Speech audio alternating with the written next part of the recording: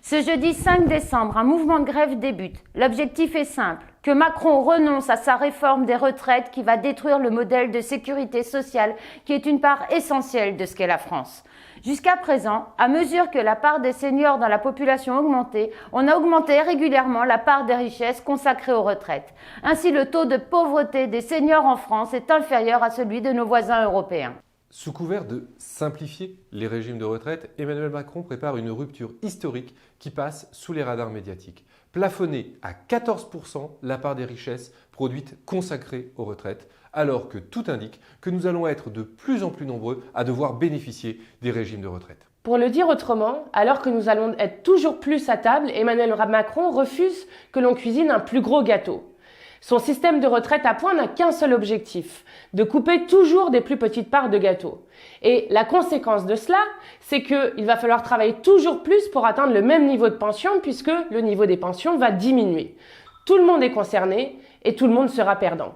Pour faire passer la pilule, Emmanuel Macron a trouvé un bouc émissaire, les régimes spéciaux. On parle que de ça, alors qu'ils représentent à peine 3% de la population active. Bien sûr, on peut souhaiter harmoniser et étendre surtout la reconnaissance de la pénibilité des métiers. L'égalité est une belle idée, mais ici, elle n'est qu'un alibi. L'harmonisation avec Macron se fait par le bas. Il fait le pari que la jalousie des Français entre eux serait plus forte que l'aspiration générale à de bonnes retraites pour tous et toutes. Plutôt que d'augmenter les ressources allouées au financement des retraites, Emmanuel Macron veut que les Français travaillent plus longtemps. Or, à l'âge d'arriver à la retraite, un actif sur deux n'est déjà plus en emploi. Travailler plus longtemps, c'est aggraver le chômage aux deux extrémités de la vie active. Et puisque la productivité a considérablement augmenté, à quoi bon travailler plus longtemps que le temps nécessaire à la production de ce dont nous avons vraiment besoin ? On entend souvent dire que parce que l'on vit plus longtemps, il faudra travailler plus longtemps. D'abord, j'aimerais rappeler que la vie ne se résume pas au travail. Et par ailleurs, rajouter que c'est notamment parce que l'on travaille moins longtemps qu'auparavant que l'on vit plus longtemps. Ainsi, l'espérance de vie en bonne santé est de 63 ans. Mais avec la réforme voulue par Macron, il faudra travailler bien au-delà de cet âge. Pour nous, la retraite n'est donc pas un problème comptable.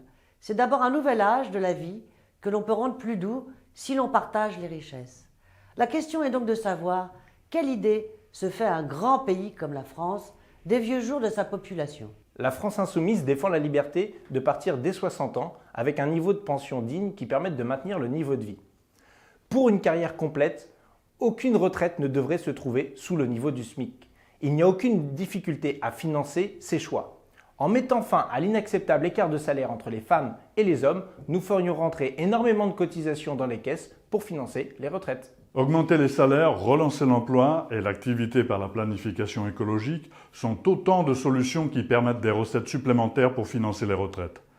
Alors qu'un travailleur français travaillait 9 jours par an en 1980 pour rémunérer les actionnaires, c'est 45 jours aujourd'hui.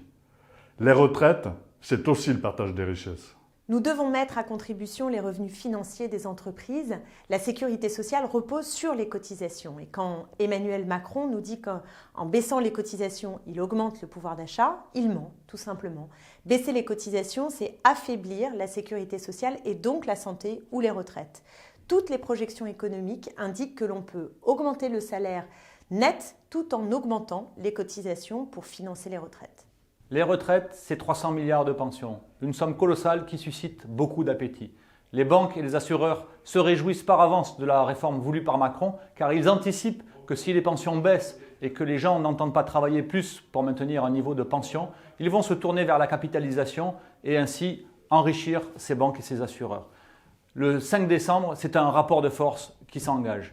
Deux visions de la vie s'affrontent. D'un côté, ceux qui veulent l'harmonisation par le bas et la dictature des calculatrices, et de l'autre côté, ceux qui, comme nous, prônent l'égalité et la vie douce. Le gouvernement va tenter de jouer la division entre les grévistes et les non-grévistes. Mais les deux ont intérêt au succès du mouvement social. Car si Macron ne retire pas sa réforme, tout le monde y perdra. Par tous les moyens, rendez-vous utile. Déployez les arguments pour que personne ne succombe à l'affreuse propagande de la Macronie. Il faut se serrer les coudes, s'organiser, être solidaire, car c'est notre modèle social tout entier qui est en jeu. Ne les laissons pas détruire la sécurité sociale et notre système de retraite. Tous ensemble, faisons les battre en retraite.